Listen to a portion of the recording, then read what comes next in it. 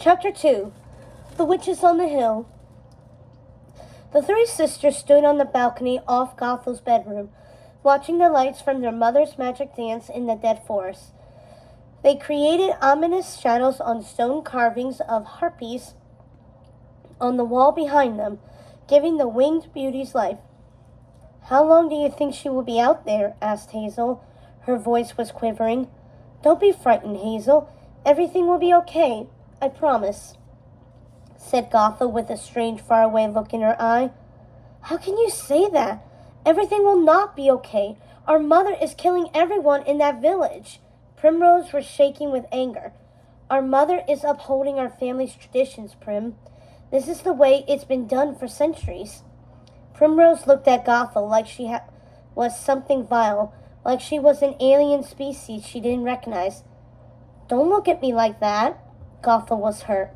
She felt her sister's revulsion, but there was nothing she could say to make her sister comprehend why Gothel understood what her mother was doing, and no way to explain why Gothel would do the same thing in her mother's place. "What's gotten into you, Gothel? How are you okay with any of this?" Gothel couldn't answer, but Primrose thought she knew. She could feel Gothel's emotions, which were swirling around inside her like a tempest of anticipation. "You want Mother's power," Primrose exclaimed, "don't you?" Gothel considered it for a moment and said, "Yes, that's part of it. But I'm not being selfish, Prim. I want her power so I can protect you and Hazel. Mother won't be here forever, and someone has to keep us safe. What if something happened to her? What if the villagers revolt and attack us? How would I be able to protect you without Mother's magic?" Primrose stood her ground. "Earlier you said you wanted to see the world outside the thicket, Gothel. You said you didn't want to be trapped here forever, and now you're considering taking on a responsibility that will have you tethered here your entire lifetime." Primrose seemed to be looking into Gothel's soul, considering an aspect she hadn't seen in her sister before. "Something within you has changed. Is it because Mother said she will finally share her magic with you? Do you really believe her?" Gothel wished her sister understood why she wanted to do this. "Of course I believe her. She's our mother." Primrose scoffed. "What the Hades is wrong with you? She's having everyone in that village killed. Are you actually telling me that doesn't bother you? In what universe is that not insane?" "Quite a few, actually," Gothel thought. She didn't want to upset her sister with the truth, but really there was no way of avoiding it. "It's always been done this way, Prim. Always. Long before Mother and long before Grandmother. Mother just hasn't had to do it in our lifetime, and she probably won't have to do it again for another 100 years.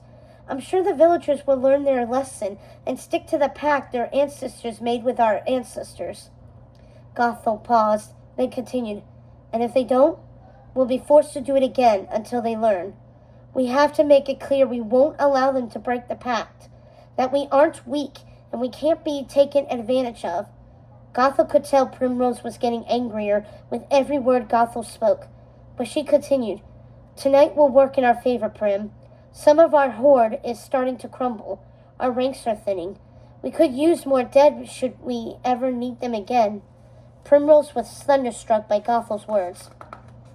"Need them again? To do what? Kill innocent people because they don't want to give us their dead?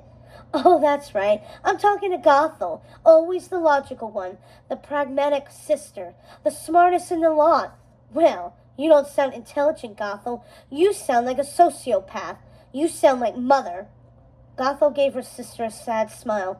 "Prim, read our history. This is how it's always been, for more generations than you can fathom. So what if our great-great-great-grandmothers were killing innocent people? That doesn't mean we have to. We can leave here. We can refuse. This doesn't have to be our life, Gothel. Please, let's just go the way we talked about earlier today. We can leave Mother here to do what she wishes, but I don't want any part of it." "We can't go, Prim. Not now. We have to stay." "Hazel, tell her we can't go," said Gothel to the silent Hazel, who was standing at her side. "Gothel, are you really going to do this? Please tell me you're not going to go not really going to do this," Primrose pleaded while Hazel watched her sisters argue, as she often did, waiting to find the proper moment to share her feelings. "I am Prim, and when Mother offers me her blood, I want you and Hazel to take it with me." "Are you insane?" "Clearly you think I am. But I think if we all take Mother's blood tomorrow, we'll be able to share our thoughts. Think about it, Prim. I will always know if either of you need me. We will be able to protect each other." Primrose wrinkled up her face in disgust again. "You mean you want to control us, the way Mother is controlling you now?" she spat, hurting Gothel's feelings. "No, that's not it at all. Also, she's not controlling me." "Bless you." "Then what was that all about earlier then? You looked bewitched." "I was just dizzy. I was overwhelmed by what Mother was offering us, and what all of this really means." "You mean what Mother was offering you?" "You've always been her favorite, and you can lie to yourself about what that means, but you can't hide your heart from me. Listen to me, Gothel. If you do this, if you take Mother's blood, I will never forgive you. I will leave this place forever, and you will never see me again. Do you understand?" Primrose was in tears, but she looked entirely serious. "Prim, I love you. I love you so much, but you don't understand what you're saying. We have no idea how old Mother really is. She won't be with us forever. She can live as long as she wants. She doesn't have to die if she doesn't want to. You heard her. It would be her choice to go into the mist," said Primrose. "What if something happens to her before she's ready to move on? How would I heal her without knowing her magic? Besides, you know one day she will be too tired to stay in this world. She will want to move on, just like her mother before her, and her mother before her. Like every other witch of our blood before them, it's our duty to take her place, to make sure our family's magic lives on after she passes into the mist. We have to stay here and protect our forest and uphold our traditions. You've always known this." Primrose shook her head. "Not this way, Gothel. I won't be part of killing innocent people. I will never be okay with killing children, and I will never forgive you if you do this." Gothel felt as if her heart was being ripped out. Her mother had finally agreed to share her magic with her, and her sister was forcing her to make an impossible choice. She sighed and said, "You know, you mean more to me than Mother's magic. Please don't make me choose." Primrose said nothing. She just stared at her sister with tears sliding down her face. Gothel tightened her fists, squeezing them so hard her nails were piercing her palms, making them bleed. "Fine. I won't do it. You know I can't lose you, Prim. I can't. If you really don't want me to do this, then I won't. We can leave here together tomorrow, before the sun sets, if that's really what you want. But I want you to understand what that decision means." Hazel, who had been quietly listening to her sisters argue, finally spoke. "No one is leaving." Gothel and Primrose stared at their sister in astonishment. Quiet, contemplative Hazel was taking on a role she rarely played, but it was nevertheless her place. She was the eldest sister, and her younger sister stood there, mesmerized by how calmly and resolutely she spoke. "I will share the blood with you tomorrow, Gothel. Our place is here. We are the daughters of Mania, and we have a responsibility to the Deadwoods and to our ancestors. Primrose, you know this. You've known it your entire lifetime.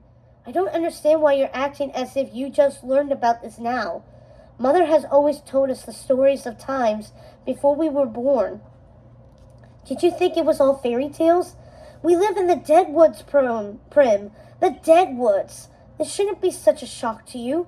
We have walked among the dead our entire lifetimes. We have heard the stories of our ancestors at bedtime since we were small. If we leave this place, there will be no one left to control the dead after Mother is gone. Do you realize what that means, Prim? Listen to me. We're all going to take Mother's blood tomorrow. All of us. I'm the eldest after Mother, and my decision is final."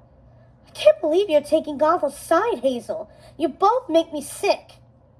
Primrose stormed off, leaving Hazel and Gothel on the balcony. "Prim, please stay. Come back." Gothel was heartbroken. She felt she had somehow ruined everything, and she wondered if she would ever have Primrose's love again. "Don't worry, Gothel. I think she'll feel differently tomorrow. She just needs time to think it over. You know how she is. Her anger burns bright, but it also dies quickly. You know she can't stay mad at either of us for very long. Gothel knew Hazel was right, but there was something inside her that told her she might have lost Primrose for good. Thank you for supporting me, Hazel.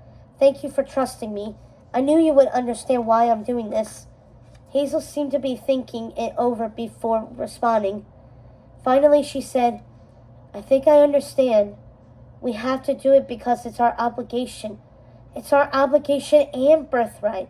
I spent so many years upset with Mother because I thought she was selfishly keeping her magic from us. I was ready to leave this place for fear of languishing here forever with nothing to do but wander these woods. But don't you see? If she wants to share her blood with me now, that means she is getting ready to go into the mist. It means she is ready to move on and wants us to have her knowledge before she goes. Gothel, are you doing this to protect us, like you said? Or are you doing it for the power? Gothel watched her sister walk out of the room before responding quietly. Oh, Hazel, what would you think of me if I said I was doing it for both reasons?